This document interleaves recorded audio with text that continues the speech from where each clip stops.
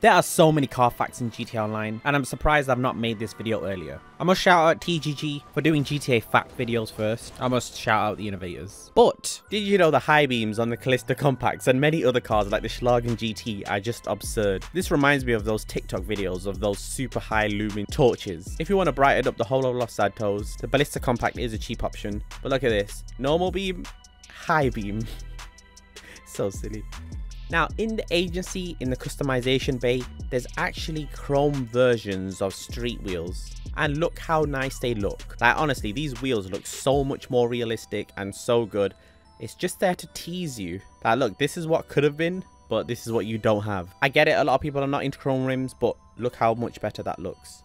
Do you know some parts of the interior are actually copied from real life cars? There's a lot of cars that share the same interior, and here's one of them. This car is actually from an E36 BMW. You can see the backlight is orange, and if you look at the speedos, they're exactly the same. If we ignore the ones in the middle, and we look at the miles per hour, and we look at the rev range, you can see it's exact copy and paste. Look at the little fuel gauge. I think I was the only one that actually noticed this in GTA. Yeah, I think it's just a quirky fact.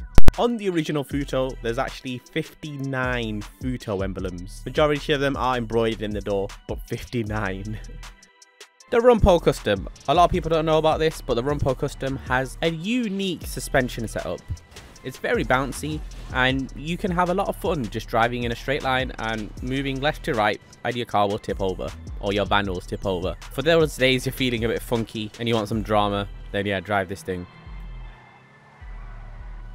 Now the 190Z, a very quirky car indeed. If you go to the interaction menu, you guys know you can open vehicle doors. And you know this is a two-door car, but in the interaction menu it says front left and rear left for vehicle doors, but this is a two-door car. Why would there be a rear option? Well, if you actually see, if you do go on the rear right or rear left, you'll see this little flap open at the side. That is such a weird, quirky, like I feel like Doug DeMuro here. It's a quirky feature that is left in the game, that detail that is unnecessary, but so cool.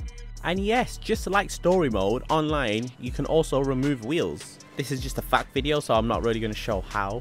But just like story mode, that damage is there. It's just a lot harder and unconventional to remove the wheel.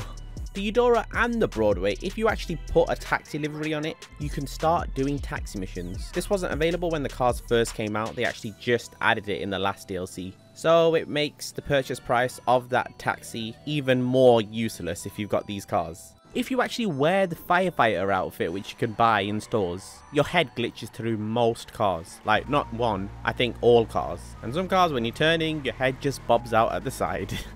There's a really cool option that comes with the Futo GTX, and it's unique to only this car. You'll realise when you go into plates that it's not only license plates, it's also plate holder, which a few cars have. And then we have another option which has the crossed out line in it, and this is a Japanese plate, which is really cool because no other car in the game has it. You cannot get it on both sides with these two options, and that red line basically just means that it's a temporary plate if your license plate expires. So realistically in GTA you shouldn't have it with a private plate. If your car number plate has expired, you can get like temporary ones that have this red line going through. A lot of headphone users will definitely know this. If you smash the glass on cars, you can actually hear your character trampling on the glass. You may not see the glass after a while, but you'll still hear your character stepping on it.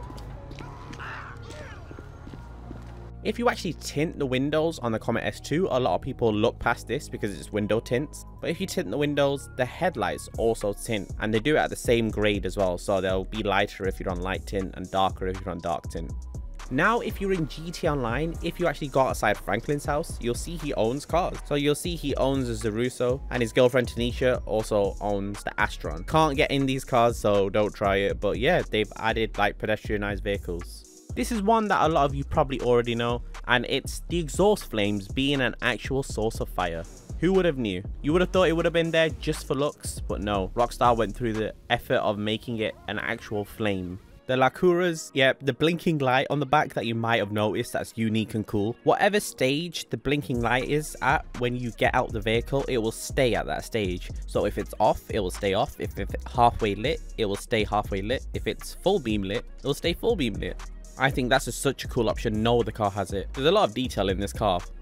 If you would like to find out if your car is front wheel drive, rear wheel drive, all wheel drive, all you have to do is drive all the way up to a wall or any structure that's solid and just accelerate, and then you'll get your answer. Whatever burnout, if all your wheels are doing a burnout, then it's all wheel drive, and yeah, etc. Rockstar have still not fixed many reflection issues that are in the game, but maybe that's a good thing. Maybe they're too busy on GTA 6. This has been in the game since the start of GTA, but a lot of people don't know it. You can actually get pulled over for drink driving in the game. Oh, sorry, did I say pulled over? No, literally obliterated. If you're drink driving, the police will literally steal other vehicles to come chase you. They'll bring out a riot truck, and yeah, they'll shoot you to death. The La Correz, I give up saying the name of this thing, has so many unique factors to it, but something weird about it is, as you can see, it's an Armani Tech vehicle. It only takes one grenade launcher, but if you add the first sunstrip option, it adds extra armor to the car, making it, I think, 12 homing launcher explosives blow up. Crazy. This one is definitely something I'm tired of talking about, and it's being able to put Pearlescent on anything like matte cars, on metals. So if you want it on metals, make sure you equip the metal you want. Go to metallic, hover over metallic, go down 1 or 2 options, then back out, go to any mod on the car and switch it, or switch it and then switch it back. And then go back into paints, and now you can go into Pearlescent for some reason, and they've not fixed this since the start of the game. If you crash your car loads of times in GTA and then go in first person, you'll realize that your temp gauge is overheating. So you'll realize your car is actually overheating, and that detail a lot of people didn't know. The Weevil, a very unique car indeed. Starting off, if you actually have stock wheels on the car and you change the secondary color will change the stock wheels, whatever color you have the secondary color. So you can make the wheels a crew color, you can make the wheels a chameleon color, a matte color, whatever color you like. And being a very unique car, the Weevil also is the only car that's not in the muscle category that can do wheelies. You can even slam this thing all the way to the ground and it will still do a wheelie, making it the only slammed car that can also do a wheelie. Slammed as in the stance scene, there are some lowriders that can. The Cheburek is the only car in the game that seems to have cardboard modifications. Unfortunately, they don't act like cardboard, they act more like metal. I'm pretty sure most of you already know this one, but a lot of electric cars, you can do a front wheel burnout by holding handbrake and acceleration. You can do a rear wheel burnout by holding brake and acceleration. This is probably the most common known one.